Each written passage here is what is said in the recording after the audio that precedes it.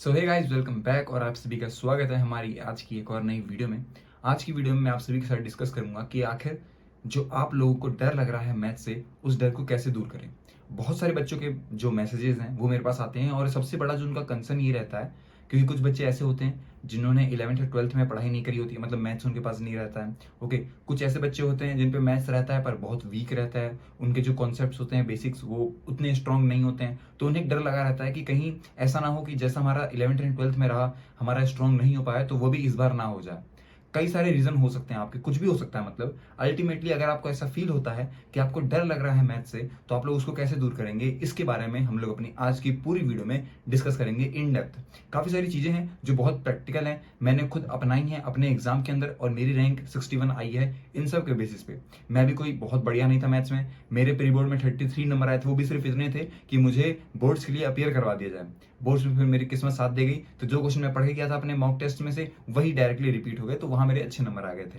ठीक है, लेकिन बता दूं मैं कि मेरा लेवल मैथ में कोई बढ़िया नहीं था। मैंने भी बेसिक से खुद पे फोकस करके खुद की गलतियों को दूर करते करते ही उन चीजों पे काम किया है, और वही सारी बातें जो हैं मैं आज आप सभी के साथ डिस्कस करूंगा। कुछ भी स्टार्ट करूं उससे पहले बता दूं आप लोग को कि अगर आप लोग चाहते हैं कि आप मुझसे 1 to 1 कनेक्ट हो सकें, अपने सारे डाउट अगर आप चाहते हैं कि मैं आपकी खुद की स्ट्रेटेजी बनाऊं आपके जो भी सर्कमस्टेंस हैं उनके अकॉर्डिंग, तो आप लोग मुझसे कनेक्ट हो सकते हैं टॉपमेट पर। ठीक है, बहुत नॉमिनल चार्जेस हैं, और अगर आप मेरे नोट्स चाहते हैं तो वो भी आपको वहां मिल जाएंगे बहुत अच्छे प्राइसेस पे। ओके, चलिए अब शुरू करते हैं और देखते हैं कि आखिर क्या क्या आपको करना पड़ेगा। 5 स्टेप हैं, 5 चीजें हैं जिनके बारे में मुझे डिस्कस करना है, और इन 5 चीजों को आप लोग, मैं सच बता रहा हूं, आप लोग को अप्लाई करना है सिर्फ 1 हफ्ते, 1 वीक, और उसके बाद आप लोग डेफिनेटली एक ट्रेमेंडस अपने अंदर ग्रोथ देखेंगे और आपको पक्का यकीन होगा कि हाँ यार ये चीजें प्रैक्टिकली काम करती हैं। ओके, मैंने 5 चीजें यहाँ पे लिख ली है, तो मैं यहाँ देख के बता रहा हूँ, तो उसमें कोई कंफ्यूजन मत रहना। पहली चीज ये है कि आप लोगों को जो सबसे बेसिक चीज है ना, वो अपना माइंडसेट चेंज करना पड़ेगा। आपके जो डर डर है, जो निगेटिव वर्ड हैं, ये जो आप लोग यूज कर रहे हैं ना, ये यूज करना बंद कर दो।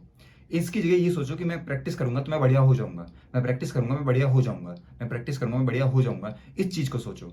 आपका माइंडसेट ही इतना खराब हो चुका है, आपने डर डर बना बना के अपने सबकॉन्शियस माइंड में ही कह दिया है कि अब तो मुझसे ये बढ़िया होने वाला नहीं है। तो आप चाहे कितने भी एफर्ट मार लो, चाहे आप कितनी ही प्रैक्टिस कर लो, कुछ भी कर लो, अगर आपका माइंडसेट खराब है तो आप वहीं के वहीं रह जाओगे। जो लेवल आपका आज से 2 साल पहले था वही लेवल आपका आज भी रहेगा, चाहे आप कितने ही एफर्ट डाल रहे हो।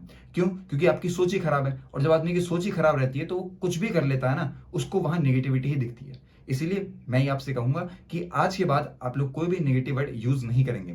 बेशक आपसे सवाल नहीं हो रहे हों, उसके बावजूद आपको नेगेटिव वर्ड नहीं यूज करना है। आपको ये सोच लेना है कि अच्छा हुआ ये क्वेश्चन मुझसे यहां नहीं हुआ, अगर यही क्वेश्चन एग्जाम में अब आ जाएगा तो मैं इसे कर लूंगा, और आज मैं इसको सीख लेता हूं। कुछ अच्छे अफर्मेशंस खुद से कहिए। ऐसा मत करिए कि बिल्कुल आप लोग ऐसे हो जा रहे हैं कि अरे यार मेरे पे तो सॉल्व ही नहीं हो रहा है, उस चीज से डिमोटिवेट हो रहे हैं, उस चीज में अपना आप कह सकते हैं पूरा दिन खराब कर दे रहे हैं। तो ये ना करके आप लोग को अच्छा सोचना है। अच्छा सोचोगे तो अच्छा रिजल्ट लेके आ पाओगे, बुरा सोचोगे तो बुरा रिजल्ट आएगा। सिंपल सी बात है, मैंने प्रैक्टिकली अपना के देख चुका है और मुझे पता है दोस्तों कि कितना बड़ा फर्क आता है आपके माइंडसेट से। इसीलिए हर साल बहुत सारे बच्चे होते हैं जो कि मुझसे तेज बच्चे थे इस साल भी, और उनकी रैंक मुझसे बहुत अच्छी आ सकती थी, पर उनका माइंडसेट खराब हो गया एग्जाम के टाइम पे और सब कुछ गड़बड़ हो गई। इसीलिए मैं आपसे कहूंगा कि पहले आप लोग अपने माइंडसेट पे काम करिए, अच्छा सोचिए, अच्छा बोलिए। दूसरी चीज आती है कि आप लोग अपने जो बेसिक्स हैं उन्हें मास्टर करिए। बेसिक से क्या मतलब है? देख, कुछ बच्चे ऐसे होंगे जिन्होंने 11th 12th में नहीं पढ़ी होगी भाई, अब उनके पास 2026 में सीधा एग्जाम देना है, ज्यादा टाइम भी नहीं है उनके पास कि वो लोग जाके दोबारा से एनसीईआरटी पूरी सॉल्व करेंगे, सब कुछ एकदम बेसिक से करवा करते हुए जाएंगे, इतना टाइम नहीं है उनके पास। तो कैसे बेसिक क्लियर करें? देखिए, आज के टाइम पे आपके पास इतने सारे रिसोर्सेज हैं कि अगर आप उनको ढंग से फॉलो करते हैं ना तो हो जाएगा। जिन बच्चों के बेसिक्स ठीक हैं उनके लिए ये चीज एप्लीकेबल नहीं होती, जिन बच्चों के बेसिक्स खराब हैं उनके लिए एप्लीकेबल होती है कि तुम लोग जाओ और जो एनसीईआरटी के 1 शॉट यूट्यूब पे डले हुए हैं उनको देख लो, बस बात खत्म। तुम्हारे बेसिक्स क्लियर हो जाएंगे, जो छोटी मोटी चीजों में तुम्हें दिक्कत आती है ना वो क्लियर हो जाएगी। और अगर उसके बावजूद तुम्हें दिक्कत आती है, तुम्हें समझ में नहीं आता है कि ये रेशनलाइजेशन कैसे कर दिया है, तो भाई अलग से जाके उसको पढ़ो। उसमें दिक्कत वाली क्या बात है? जो चीज तुम्हें नहीं समझ में आ पा रही है उसको अलग से जाके पढ़ लो। मैं तुम्हें बताऊं कि मुझे 16 का जो टेबल था ये याद होने में बहुत दिक्कत होती थी, कि मैं बार बार 16 की जगह पे यहाँ पे 13 का टेबल गा देता था। ये मेरे साथ बहुत बड़ी प्रॉब्लम हो रही थी। अब मैंने इसके लिए क्या किया भाई, मैंने प्रैक्टिस करी, मैंने 16 का टेबल 50 बार लिख दिया, अब मुझे याद हो गया। सिंपल। जो प्रॉब्लम आपको आ रही है, चाहे वो बेसिक्स की क्यों ना प्रॉब्लम हो, आप लोग तुरंत जाके उस चीज को क्लियर करिए, चाहे कितना ही छोटी बात क्यों ना हो। अगर आपको मल्टीप्लीकेशन करने में दिक्कत आ रही है तो जाके मल्टीप्लीकेशन सीख लीजिए, उसमें कोई शर्माने वाली बात नहीं है, उसमें कोई दिक्कत वाली बात नहीं है। अभी समय है तो आप लोग समय दीजिए।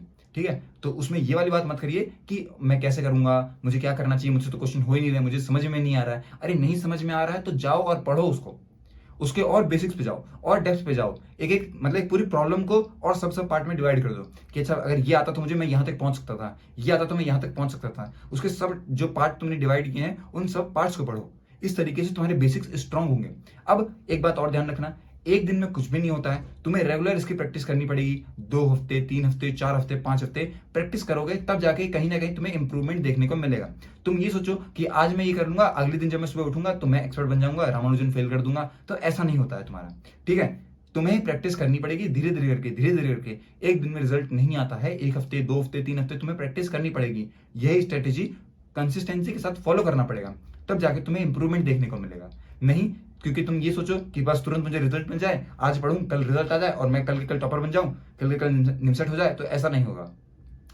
टेस्ट करेगा, तुम्हारा जो पेशेंस है ना उसे टेस्ट करने वाला है ये पूरा एग्जाम। 1 साल में इसलिए होता है ये क्योंकि ये आदमी को बिल्कुल अंदर से निचोड़ लेता है। तुम कब तक खुद को फोर्स कर पाओगे? नहीं कर पाओगे। 99% यही बच्चे बाहर निकल जाएंगे और जो 1% रह गए वो अपना सिलेक्शन लेके चले जाते हैं। इसीलिए तुम्हें उस 1% में आना है और खुद को एफर्ट मारने हैं, खुद में पेशेंस रखना है थोड़ा सा। यहाँ पे जल्दीबाजी नहीं करनी है कि बस आज के आज मैं सब कुछ सीख जाऊं, आज के आज मैं सब कुछ कवर कर लूं। अरे नहीं भाई, मेरे पास बहुत दिन पड़े हैं, मैं सब में हर दिन कुछ ना कुछ कवर करूंगा, तो मैं बहुत अच्छे लेवल पे ग्रोथ लेके आ जाऊंगा। इसलिए तुम्हें इस बात का ध्यान देना है कि तुम लोग धीरे धीरे करके बेसिक्स कवर करो, और बेसिक्स कैसे कवर करनी है मैंने बता दिया तुम्हें। तीसरी बात आती है दोस्तों कि तुम लोग कुछ ऐसे हमारे सब्जेक्ट है ना, जैसे सर्कल हो गया, ठीक है, ट्रिग्नोमेट्री के कुछ ऐसे कॉन्सेप्ट हैं जो कि तुम लोग बहुत प्रैक्टिकली यूज भी करते होगे। सच में प्रैक्टिकली यूज होता है ट्रिग्नोमेट्री का। उसके बाद मैं बता दूं तुम्हें, कहीं ना कहीं तुम्हारे क्वाड्रेटिक हो गया, सीक्वेंस एंड सीरीज हो गया ना, इनका प्रैक्टिकली बहुत यूज होता है। उन चीजों को रिलेट करना शुरू कर दो, कहीं ना कहीं हल्के फुल्के क्वेश्चंस तुम्हारे यहां से भी हो जाएंगे। इमेजिन करने लग जाओ, एक क्वेश्चन अगर तुम्हारे सामने आता है ना उसे इमेजिन करने लग जाओ। मैं इमेजिन कर देता था, जैसे कि सबसे ज्यादा मैंने इमेजिन किए होंगे अपने कोऑर्डिनेट वाले, कि अच्छा ये एक इलिप्स होगा, उसके 2 यहाँ पे पॉइंट्स हो गए, ठीक है, ये पॉइंट यहाँ से यहाँ जा रहा होगा, ऐसे उसकी एक लाइन बन रही होगी, अच्छा ये लाइन एक ट्रायंगल फॉर्म कर चुकी है। ये सारी चीजें मैंने इमेजिन करी है। तुम लोग इमेजिन करना, यहाँ ऑटोमेटिकली तुम लोग कर लोगे। अब ये हर चैप्टर पे एप्लीकेबल नहीं होता है, कहीं तुम कैलकुलस में जाके इमेजिन करना शुरू कर रहे हो, इमेजिन कर सकते हो भाई, बढ़िया है, इमेजिन कर लो। तो वैसे इमेजिन हो नहीं पाता उसमें, क्योंकि ऐसी चीजें रहती नहीं है। इसलिए कहीं ना कहीं तुम्हें प्रैक्टिकल लाइफ से भी उसे जोड़ना पड़ेगा। तीसरी चीज आती है, जैसे कि मैंने बताया आपको, इमेजिनेशन वाला, वो बहुत अच्छी चीज है, उसको अपनाना, बहुत मजा आएगा तुम्हें और तुम लोग बहुत बढ़िया तरीके से कर लोगे। फोर्थ हमारी बातें हो गई, ठीक है, हमारा माइंडसेट चेंज हो चुका है, हमने बेसिक्स अपने स्ट्रॉन्ग कर लिए हैं और हमें थोड़ी प्रैक्टिस शुरू कर दी है। हमने ये चीजों को प्रैक्टिस कर करके बहुत बढ़िया कर दिया है। अब प्रैक्टिस ही मैथ में एक इंपॉर्टेंट चीज है जो कि आपका सिलेक्शन आपको दिलवाएगी। ठीक है, आपने इमेजिन भी कर लिया, आपने सब कुछ कर लिया, लेकिन आपकी प्रैक्टिस नहीं हुई है तो आप लोग कुछ नहीं कर पाओगे। हर चैप्टर के मिनिमम 200-250 क्वेश्चन तो लगाने ही लगाने हैं। आर डी शर्मा ऑब्जेक्टिव मैंने बोली है क्योंकि उसमें क्या होता है, आपके बेसिक से एडवांस कवर हो जाते हैं। हमें वहां पे पूरे एडवांस क्वेश्चन नहीं करने हैं, क्योंकि जो मेंस एडवांस में आने वाले हैं उनसे हमें मतलब नहीं होनी चाहिए। मेंस तक का जो लेवल है वो हमारा बढ़िया हो जाए, इजी, मॉडरेट और मॉडरेट टफ जो क्वेश्चन है ये हमसे हो रहे हो। हमें बिल्कुल टफ क्वेश्चन पर नहीं जाना, क्योंकि अगर वैसा क्वेश्चन एग्जाम में आ भी जाता है तो भी हमें उसे अटेम्प्ट नहीं करना है, क्योंकि वो 7-8 मिनट ले लेगा, इतना हमारे पास टाइम ही नहीं है। तो भाई जब टाइम नहीं है तो क्यों उसकी प्रैक्टिस कर रहे हो यहाँ पे? इसीलिए मेरा मानना ये है कि उसकी प्रैक्टिस तुम कर सकते हो अपने फ्री टाइम में, कॉन्सेप्ट अच्छे हो जाएंगे, शार्प हो जाएंगे, लेकिन तुम्हें प्रैक्टिस अपनी मेन जो करनी है वो इजी, मॉडरेट और मॉडरेट से हार्ड क्वेश्चन की करनी है। ये 3 तरह के जो क्वेश्चन हैं इनकी प्रैक्टिस तुम्हें करनी है बहुत ज्यादा। बिना प्रैक्टिस के मैथ्स में तुम लोग कुछ भी नहीं कर पाओगे, चाहे तुम कुछ कर लो। ठीक है, माइंडसेट अच्छा रखो, प्रैक्टिस करो, माइंडसेट अच्छा रखो, प्रैक्टिस करो, माइंडसेट अच्छा रखो, प्रैक्टिस करो, बेसिक्स अपने स्ट्रॉन्ग करो, बेसिक्स की प्रैक्टिस कर लो, है ना। इस तरीके की चीजों को अगर तुम अपनाओगे तो डेफिनेटली तुम्हें बहुत अच्छा रिजल्ट मिलेगा। लेकिन वही बात वापस आ जाती है कि एक दिन में कुछ भी नहीं होता है। तुम लोग अगर सोचोगे कि मैं कल के कल ये काम कर दूंगा, कल के कल मैं टॉपर बन जाऊंगा, तो ऐसा नहीं होगा। थोड़ा समय दो, 1, 2, 3, 4 हफ्ते दो, उसमें काम करो खुद पे, खुद के बेसिक्स को स्ट्रॉन्ग करो, चाहे कितना बेसिक हो ना। मेरा मानना यह है कि तुम्हें अगर प्लस करना भी नहीं आ रहा ना, एडिशन तुम पे नहीं हो पा रहा है, तो जाके तुम एडिशन सीखो पहले, क्योंकि जितना तुम धीरे धीरे करके अपने बेसिक क्लियर करोगे उतना ही ऑटोमेटिकली तुम्हारे एडवांस क्लियर होते जाएंगे। ये बहुत इंटरेस्टिंग चीज है। तुम्हारी जैसे जैसे छोटी मोटी चीजें वो क्लियर होती जाएंगी, तो भाई हो तो वही रहना है, वही चीजें तो मिलके एक बड़ा प्रॉब्लम बनती है। तो इसीलिए जो तुम्हारे बेसिक्स हैं उस पे उसकी प्रैक्टिस करनी है। पढ़ने का मतलब ये नहीं होता है कि तुम थ्योरी पढ़ रहे हो। बेसिक्स पढ़ने का मतलब ये होता है कि तुम जाके उसकी प्रैक्टिस कर रहे हो बेसिक्स क्वेश्चंस की। समझ की बात? कोई बच्चा ऐसा ना करे कि मैंने बोला कि वन शॉट देख लो तो बस बस देख रहा है और चल रही वीडियो और देखे जा रहा है। नहीं, ऐसा नहीं करना है उसको। ठीक है, उसको वो चीजें नोट डाउन करनी है, लिखनी है, जो सर करवा रहे हैं वो बिल्कुल सटासट लिखना है, वहीं सॉल्व करनी है चीजें, थोड़ा समय देना है उसको, समझना है कि क्या कहना चाह रहे थे सर, ये कोई और अप्रोच तो नहीं रख सकती, कुछ और जो मुझे पता है उससे तो नहीं हो सकता, ये सारी चीजें तुम्हें करनी है अपने ही उस मास्टर करते वक्त जब तुम बेसिक्स क्लियर कर रहे हो। ठीक है। एंड दोस्तों एट द एंड सबसे बड़ी चीज आती है कि हेल्प लेने वाली बात। देखिए, हेल्प लेने में कोई दिक्कत है नहीं, तुम लोग ले सकते हो जहां से तुम्हें मिल रही हो। अगर 8th क्लास का जो कॉन्सेप्ट है वो तुम्हें नहीं समझ में आ रहा है, तुम्हें 8th क्लास का बच्चा मिल चुका है, 9th क्लास का बच्चा मिल चुका है, तो उससे पूछ लो भाई कि कैसे कैसे होता है, ये बता दो मुझे, उसमें कोई दिक्कत वाली बात नहीं है। तुम लोग मदद किसी से भी ले सकते हो, प्रॉब्लम नहीं है, जब तुम्हें जरूरत लगे तो मदद लो, लेकिन पूरे तरीके से डिपेंड मत हो जाओ कि कहीं तुम गूगल पे सीधा क्वेश्चन सॉल्व करने के लिए डाल दे रहे हो, चैट जीपीटी पे डाल दे रहे हो, भाई वो सब बेकार है, ये काम मत करना है। तुम्हें जो क्वेश्चन सॉल्व करना है वो खुद से सॉल्व करना है। हाँ, उसका कॉन्सेप्ट तुम पढ़ सकते हो कहीं से भी, लेकिन क्वेश्चन सॉल्व करोगे तुम खुद अपने हाथों से। ठीक है, ये बात ध्यान रखना। अपना दिमाग लगाने के बाद, दिमाग लगाने से पहले किसी चैट जीपीटी से या किसी और से नहीं करना है तुम्हें सॉल्व।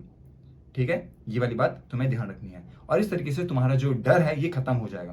पहले ही मैं बता चुका हूं, मैं फिर से दोहरा रहा हूं कि एक दिन में डर नहीं खत्म होता है। डरने वाली बात वैसे भी कुछ है नहीं भाई, क्योंकि मैथ से ऐसा तो नहीं है कि बुक निकल के तुम्हें खा जाएगी, तो ऐसा तो नहीं होने वाला है, इसीलिए डरना वरना नहीं भाई। नहीं हो रहा है सॉल्व तो नहीं हो रहा है, क्वेश्चन अगर तुम पे नहीं हो रहा है सॉल्व तो नहीं हो रहा है भाई, उसका सोल्यूशन देख लूंगा मैं, सिंपल, खत्म हो गया। डरने वाली क्या बात है ऐसी।